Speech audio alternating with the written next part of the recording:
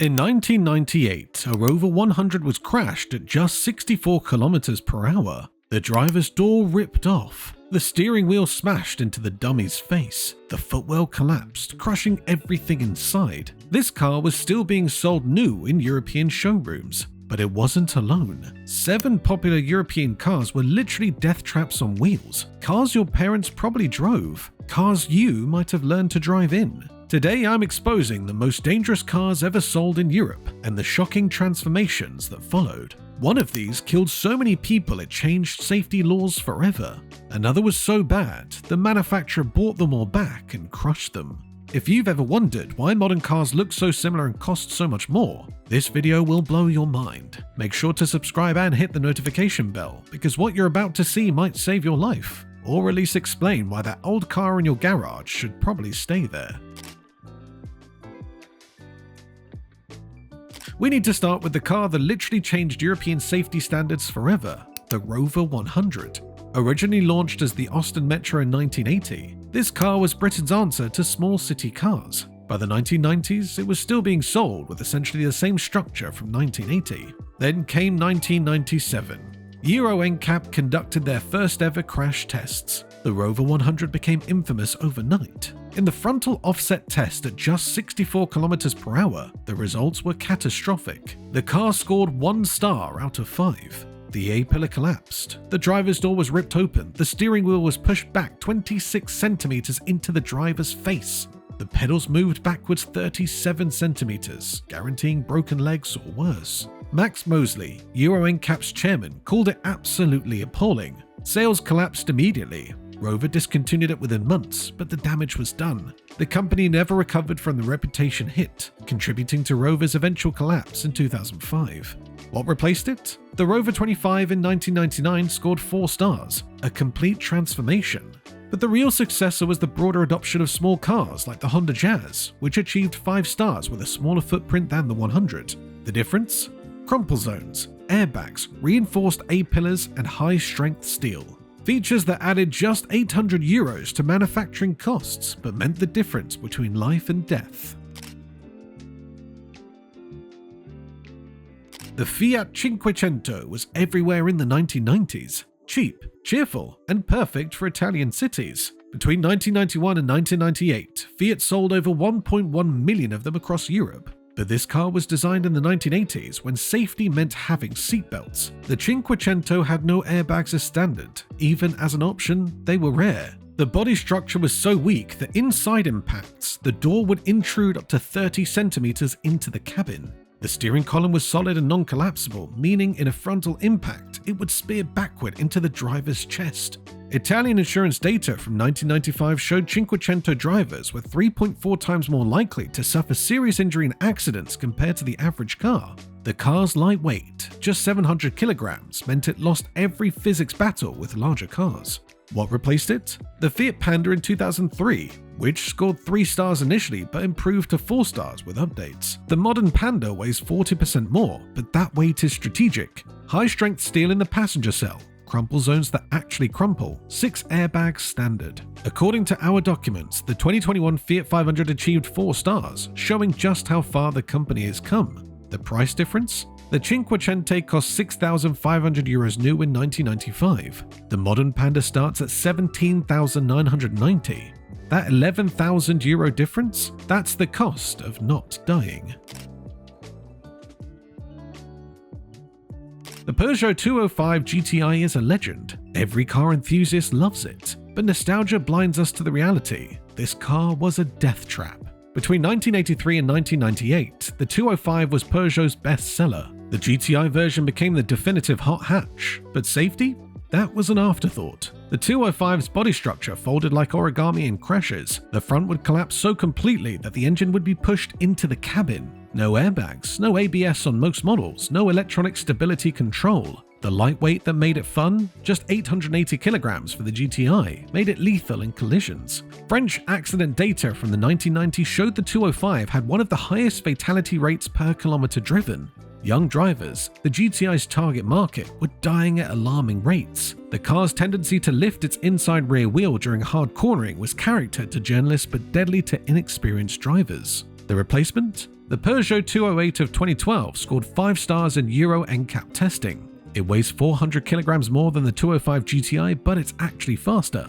The difference is survival. The 205 has a reinforced safety cell, 7 airbags, stability control that can't be fully disabled, and autonomous emergency braking. The 208 GTI might not have that raw feeling of the 205, but your chances of walking away from a crash went from 50% to 95%. Volkswagen's reputation for safety wasn't always deserved. The Polo Mk2, sold from 1981 to 1994, proved that German engineering didn't automatically mean safe engineering. This was Europe's third best-selling car in the late 1980s, but it harbored dangerous secrets. The Polo's monocoque construction was revolutionary for cost-cutting but terrible for safety. The thin steel used, some panels were just 0.6mm thick, crumpled unpredictably. The fuel tank position behind the rear axle led to several fire-related fatalities in rear-end collisions, but the real killer was the steering column. Volkswagen used a solid shaft that in frontal impacts would punch through the steering wheel and into the driver's chest. German insurance companies noted that Polo drivers suffered chest injuries at twice the rate of other small car drivers. The modern Polo? It's a different universe. The 2022 Polo scored 5 stars in Euro NCAP testing. It uses hot-stamped boron steel in critical areas, 5 times stronger than the steel in the Mark II. The steering column collapses safely. There are curtain airbags, knee airbags, and pedestrian protection systems. The price went from €7,000 in 1990 to €20,000 today, but the death rate went from probable to nearly impossible in standard crashes. The Corsa B, sold from 1993 to 2000, was Britain and Germany's answer to affordable motoring. General Motors sold millions across Europe. It was cheap, practical, and deadly.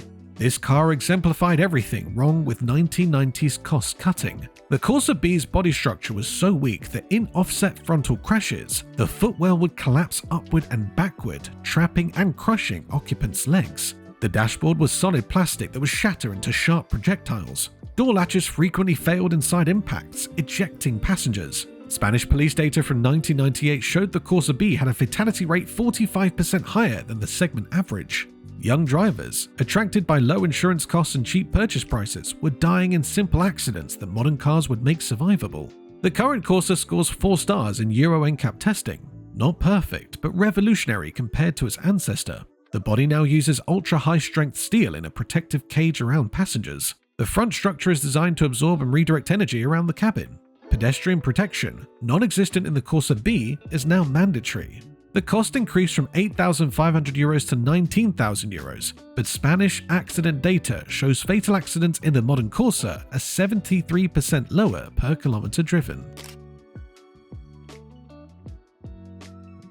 The Renault 19 was France's family car from 1988 to 1996. Millions of Europeans learned to drive in one. It was spacious, comfortable, and completely inadequate for protecting families. This car represents the dark age of family car safety. The 19's party trick was space efficiency. Thin pillars, thin doors, thin everything.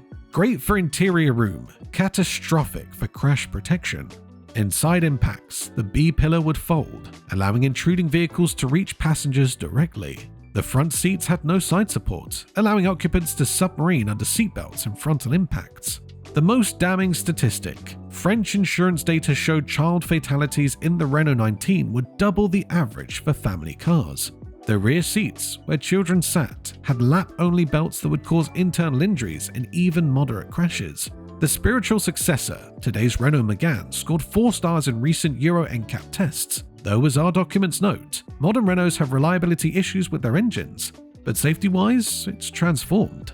ISOFIX child seat mounts, 3-point belts in all positions, side curtain airbags extending to rear passengers. The structure uses programmed deformation zones that crumple predictably, keeping survival space intact.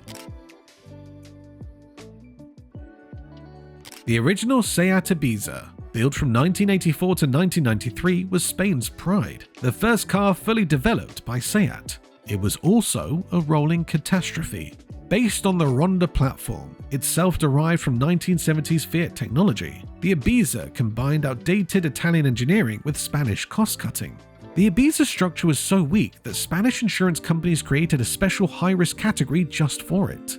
The thin roof pillars would collapse in rollovers. The floor pan, made from recycled steel of varying quality, would rust through, literally breaking apart in some crashes. But the worst part was the fuel system. The carburetor models had a fuel line routing through that would rupture in frontal impacts, spraying gasoline onto the hot engine. Spanish fire departments reported the Ibiza caught fire in crashes 3 times more often than the average. The modern Ibiza? 5 stars in Euro NCAP. According to our documents, modern Seats have their own problems. DSG gearbox failures, electrical issues, but safety isn't one of them. The current Ibiza uses the Volkswagen Group's MQB platform with laser-welded joints, 7 airbag standard, and autonomous emergency braking. It costs €21,000 versus the €5,500 of the original, but Spanish road deaths have dropped 80% since the 1990s, partly thanks to cars like the modern Ibiza replacing death traps like the original. Here's what nobody tells you about modern car safety. It's not expensive because manufacturers are greedy. It's expensive because you're buying decades of dead people's lessons. Every airbag, every crumple zone, every reinforced pillar exists because someone died without it. The Rover 100 disaster changed everything. Euro NCAP testing became mandatory viewing for buyers. Manufacturers couldn't hide anymore. A 1-star rating meant commercial death. This forced the entire industry to prioritize safety over profit margins. Look at the numbers. In 1991, European roads saw 75,000 deaths. In 2023, despite having twice as many cars, deaths have dropped to 20,000. That's not luck.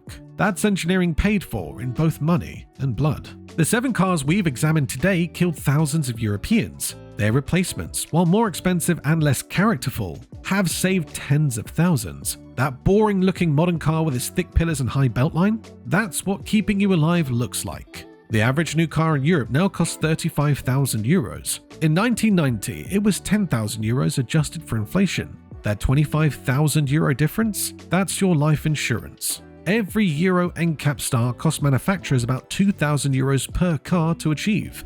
5 stars means €10,000 of safety engineering. Modern cars are heavier. The average weight increased from 950 kilograms to 1,400 kilograms. They're more complex, over 100 computer modules versus 0 in older cars. They're more expensive to repair. A minor front impact can cost €5,000 because of sensor replacement, but they're also 95% more likely to keep you alive in a serious crash. Those 7 death traps weren't anomalies, they were normal.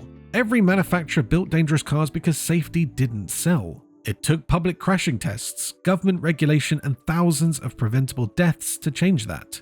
Today, even the worst new car is safer than the best from the 1990s. That cheap Dacia Sandero that only gets 3 stars? It's still exponentially safer than a 5-star car from 2005. Safety standards keep rising. What earned 5 stars in 2010 might only get 3 stars today. The lesson? Never buy a car made before 2000 unless you're keeping it as a museum piece. Nostalgia isn't worth dying for. That classic car might have character, but modern cars have something better. The ability to let you walk away from crashes that would have killed you 20 years ago. Safety costs money, but funerals cost more. Choose wisely.